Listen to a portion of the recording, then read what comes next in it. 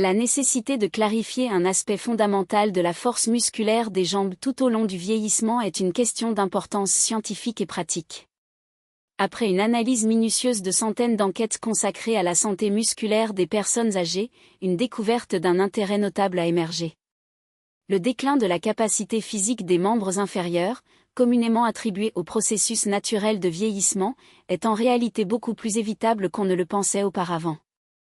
Le mécanisme à l'origine de ce phénomène débute vers la cinquantaine, lorsque l'organisme connaît une diminution de la synthèse de certaines protéines essentielles au maintien du tissu musculaire. Cette pathologie, appelée sarcopénie par les experts, entraîne une perte progressive de la masse et de la fonction musculaire. Cependant, des preuves récentes démontrent que des interventions nutritionnelles adéquates peuvent atténuer considérablement ce processus, favorisant même la récupération d'une partie de la force perdue. Une étude longitudinale publiée dans l'American Journal of Clinical Nutrition a suivi plus de 2000 personnes âgées de 65 ans et plus pendant 5 ans. Les résultats obtenus étaient significatifs, les participants qui maintenaient un régime riche en aliments riches en nutriments présentaient des niveaux de force, d'équilibre et de mobilité des jambes nettement plus élevés que ceux qui n'adoptaient pas de telles habitudes alimentaires. Les améliorations observées se sont traduites par des bénéfices concrets pour les activités quotidiennes, telles que monter des escaliers, parcourir de plus longues distances et se lever d'un siège sans assistance. L'influence de l'alimentation sur le vieillissement musculaire est donc déterminante. Heureusement, la solution ne réside pas dans des suppléments coûteux ou dans des régimes alimentaires complexes.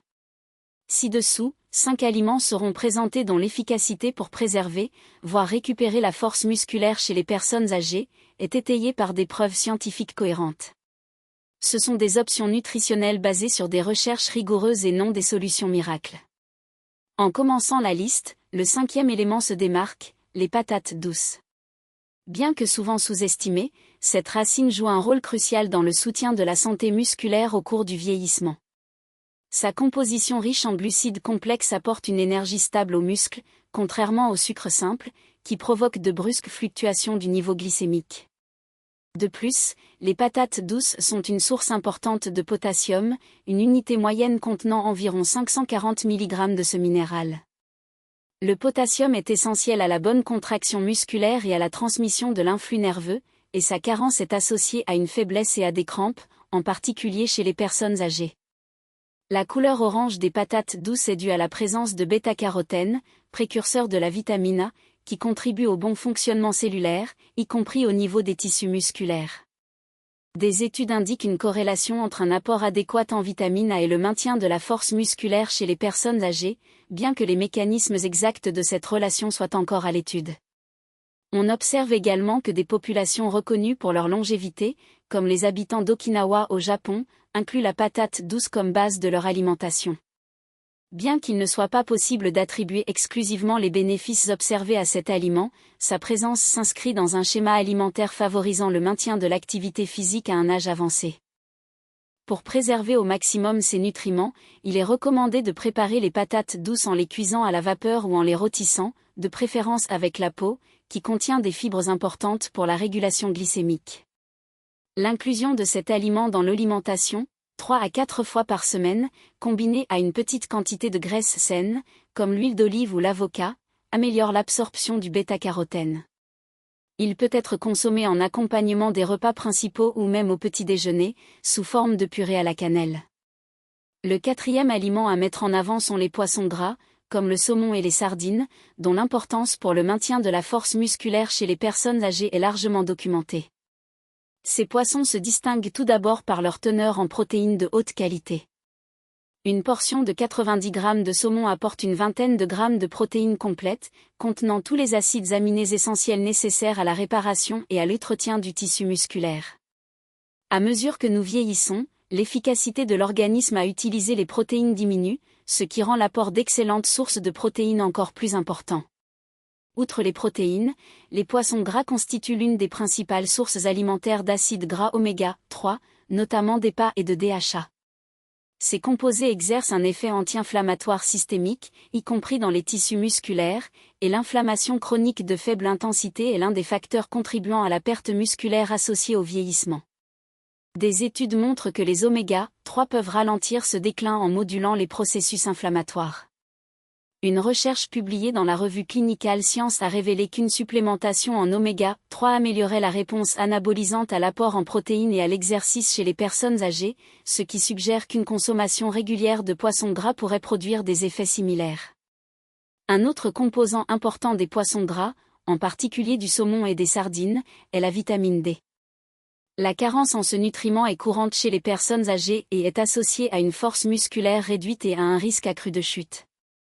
Un apport adéquat en vitamine D, que ce soit par l'alimentation ou par une exposition modérée au soleil, est capable de favoriser des améliorations significatives de la fonction musculaire. Dans le cas des sardines, la consommation avec les os apporte également un apport supplémentaire en calcium, un minéral essentiel non seulement à la santé des os, mais aussi à la contraction musculaire. Une boîte de sardines avec arête peut fournir environ 350 mg de calcium facilement absorbé. En ce qui concerne l'application pratique, il est recommandé de consommer des poissons gras au moins 2 fois par semaine. Pour ceux qui ne sont pas habitués au goût des sardines, une option est de les consommer écrasés sur des toasts de grains entiers, avec du jus de citron et du poivre. Le saumon, quant à lui, peut être préparé rôti ou grillé avec des herbes et du citron, une méthode qui préserve sa teneur en oméga 3. Bien que le saumon sauvage contienne des concentrations plus élevées de cet acide gras que le saumon d'élevage, les deux variétés constituent des choix nutritifs. Si vos papilles ne sont pas favorables, vous pouvez commencer par de petites portions, en incorporant le poisson dans des salades ou des préparations simples.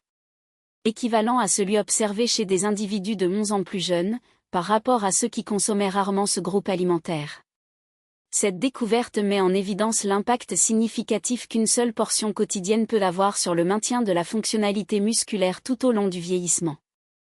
L'efficacité des légumes à feuilles vertes réside dans leur composition nutritionnelle unique, qui associe des vitamines, des minéraux et des composés bioactifs aux propriétés anti-inflammatoires et antioxydantes. Les épinards, par exemple, se distinguent comme une source importante de nitrates, substance que l'organisme transforme en oxyde nitrique. Ce composé joue un rôle fondamental dans la régulation du flux sanguin, en améliorant l'oxygénation des tissus musculaires et en améliorant leur performance lors des activités physiques. Des études montrent qu'une supplémentation en nitrates peut augmenter l'efficacité énergétique des muscles, réduisant ainsi la fatigue lors des exercices de résistance.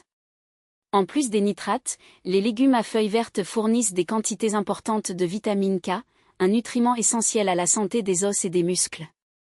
La vitamine K1, présente en abondance dans ces aliments, contribue à l'activation des protéines impliquées dans la minéralisation osseuse et à la prévention de la calcification vasculaire, processus qui peut compromettre la circulation, par conséquent, la nutrition musculaire.